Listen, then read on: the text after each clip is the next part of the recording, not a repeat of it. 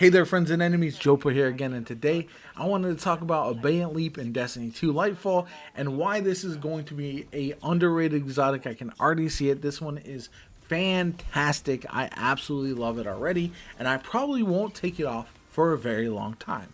Now, if you didn't know, you can choose one of two exotics at the end of the Lightfall campaign if you do it on Legendary, and I went with Abeyant Leap. There is a Stasis exotic you can get for the Titan as well. This one just called out to me because I really wanted to check out Strand a bit more.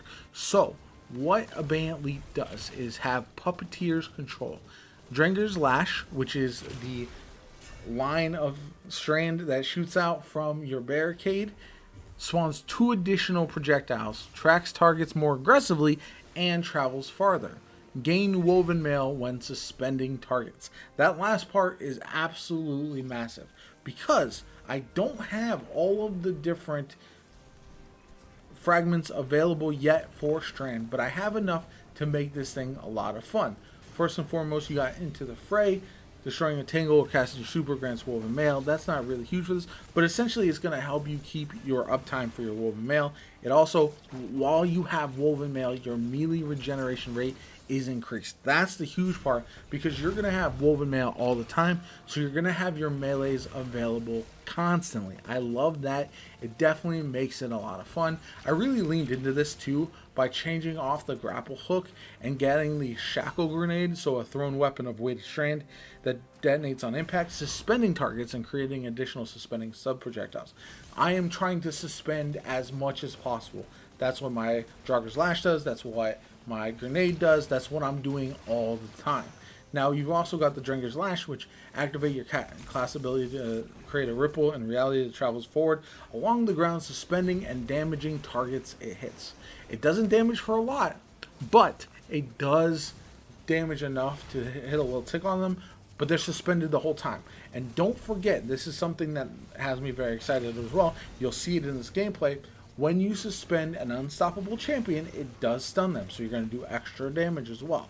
So having that ability makes this much more viable. So not only that, but obviously your super Blade Fury, also if you use your R2, your heavy attack, you will suspend enemies as well. So essentially, I'm trying to suspend them as much as possible. Now, where this comes in really handy is going to be against champions and against your tormentors, because either of them can get suspended and are easy targets if you're able to do so. So this build really comes in handy against those types of enemies. It doesn't work against bosses. You're not able to suspend them. However, the build works so well with everything else. It can do very well with add control. It can suspend those harder, not quite boss enemies, but the ones like wyverns that are very annoying.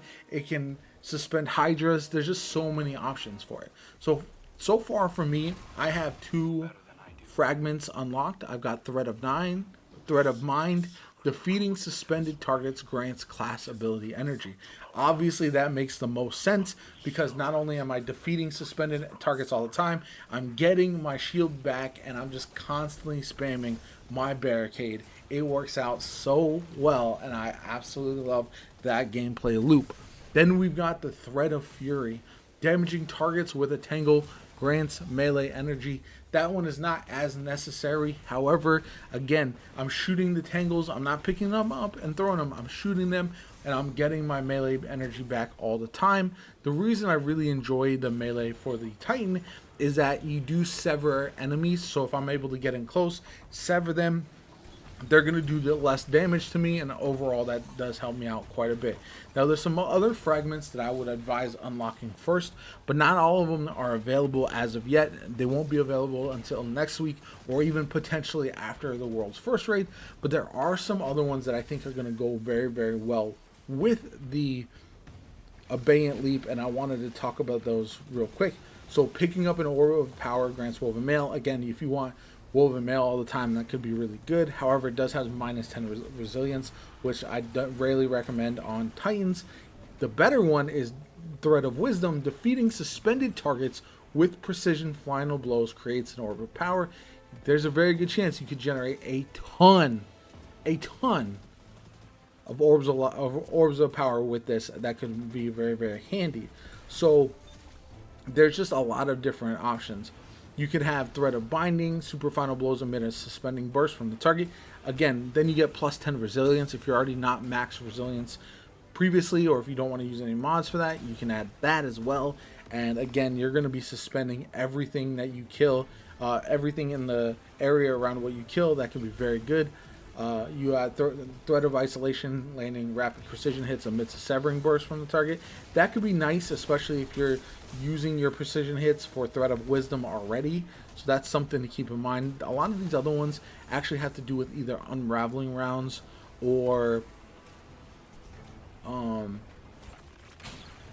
threadlings, which I think we'll save for the Warlock. However, there's one more that I wanted to talk about, and that is Thread of Transmutation. This is going to be the number one that I'm going to use almost all the time in conjunction with what I have already, and that is Thread of Transmutation. While you have Woven Mail, Weapon Final Blows create a Tangle plus 10 strength as well. You're going to create tangles all the time with that. It's going to be absolutely insane, and I think it's going to be a lot of fun. You could also use Thread of Continuity, Suspend, Unravel, and Sever effects applied to targets have increased duration. Anything that deals with suspending enemies is what you're going to want to go for with this exotic. And again, I've seen some folks claim that they think that the strand subclasses are a little bit underwhelming. People have not been super high on the Destiny 2, the Titan Strand subclass because of the super mostly. It doesn't look great. I couldn't disagree more after I've gotten my hands on it. I don't have everything fully unlocked. There's still a lot more options out there. But from my experience, this thing is going to be very effective. Maybe not broken. Maybe not useful for everyone. You might have to play around with it to see if it fits your own personal gameplay loop. But for me, I think this is going to be tremendous. You're not going to do heavy damage on any enemies, right? It doesn't have a burst super that does a bunch of damage like you might see with other subclasses. But it does pretty good damage. You can take out pretty much all champions, a lot of bosses, etc. And the benefits of the crowd control and staying alive in harder content is so key. It pairs very well with stasis, something like a chill clip fusion rifle, perfect with this. And overall, I just highly recommend you checking it out if you haven't already, because I think it's a lot better than people will give it credit for. And I'm very excited to play around with this even more and make a perfected build once I have all the fragments unlocked. Anyway, I hope you enjoyed the video. If you did, hit that like button. Subscribe to the channel, helps me out tremendously. Shows you want to see more Destiny 2 Lightfall content from me, because I'm going to be dropping a ton of it. My name is Jopa. I hope you have a good one, and I'll catch you all later.